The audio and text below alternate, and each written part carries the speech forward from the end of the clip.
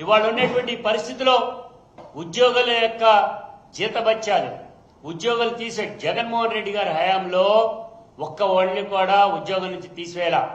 కానీ రాటు 2.5 లక్షల మందిని ఒకేసారి తోసవతలు పెట్టేశారు వాలంటీర్స్ ని. బెవరేజెస్ కార్పొరేషన్ సంబంధించి వైన్ షాపుల్లో పనిచేసేటువంటి వర్కర్స్ అందరినీ తోసవతలు పారేయటం జరిగింది. మరలా ఇప్పుడు తీసుకుంది ఈ ఫైబర్ కార్పొరేషన్ లో. దీన్ని ఏం చేస్తారో తెలియదు. మూసేస్తారా, ఉన్నటువంటి వాళ్ళని ఇంటికి పంపిస్తారా, తెలియనటువంటి పద్ధతిలో వీళ్ళు తీసుకునేటువంటి నిర్ణయాలన్నీ ఉన్నాయి. ఇది సరైనటువంటి కాదన్నాం. అందుకే చెప్తున్నాం, ఇవాళ ఉన్నటువంటి ఈ పరిస్థితిలో చంద్రబాబు నాయుడు గారు ఇప్పటికైనా కానీ ఈ సంస్థని మెరుగుపరిచేటువంటి పద్ధతిలో ముందుకు తీసుకెళ్లేటువంటి పద్ధతిలో వెళ్లాలా. అవసరమైతే ఎక్స్పర్ట్స్ ని సంప్రదించాలి. అంతేగాని వీటన్నింటినీ కూడా నిర్వీర్యం చేద్దామని మీ కేసులు ఎత్తేసుకుంటానికి గాను ఈ సంస్థని మీ జేబు సంస్థలాగా వాడుకుంటే మాత్రం కుదిరే పరిస్థితి లేదు.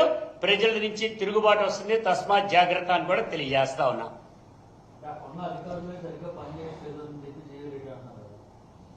అధికారులు పనిచేయకపోతే అధికారుల మీద యాక్షన్ తీసుకోవాలి. ఆ అధికారుల్ని ఇంటికి పంపించాలి. అంతేగాని సంస్థను నిర్వీర్యం చేయడానికి నెట్వర్క్లు పనిచేయట్లేదు. నెట్వర్క్లు కోటి కనెక్షన్ల వరకు తీసుకొచ్చామండి. 15 లక్షల కనెక్షన్ల వరకు ఇచ్చేటువంటి నాక్ విశాఖపట్నంలో ఉంటుంది. దానికి కోటి కనెక్షన్ల వరకు సెంట్రల్ గవర్నమెంట్ యొక్క దీంతో మనం తీసుకున్నాం. ప్రతి జిల్లాలో కూడా ర్యాక్లు ఏర్పాటు చేశాం, సిగ్నల్ త్రూ చేశాం. ఒక సిగ్నల్ వ్యవస్థని ఎక్కడ కట్టైనా రెండో పక్క నుంచి ఇమ్మీడియట్ గా 10 నిమిషాల్లో ఇచ్చేటువంటి పద్ధతి తీసుకున్నాం.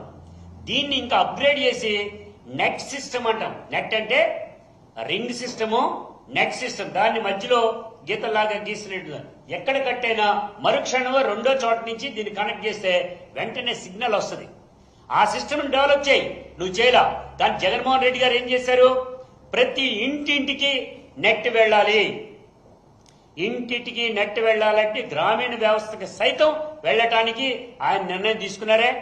ఎందుకు తీసుకోవాల్సింది? ఆ చివరి ప్రాంతంలో ఉండేటువంటి వాళ్ళు కూడా అదే కనుక ఫారిన్ నుంచో ఎక్కడి నుంచో బయటకు వస్తే ఆ విలేజ్ లో కూడా ఇంటర్నెట్ పార్క్ ఏర్పాటు చేయాలి. దానికి ఒక స్పెసిఫిక్ బిల్డింగ్ ఒకటి కట్టాలి. అది కూడా ఉచితంగా.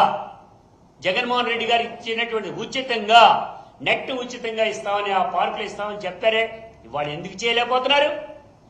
అదే సిస్టమ్ ఉందే, అదే ఎంప్లాయీస్ ఉన్నారే, అదే లైన్ ఉందే, అదే 70 కిలోమీటర్ల ఇది ఉంది కదా, వైర్ ఉంది కదా.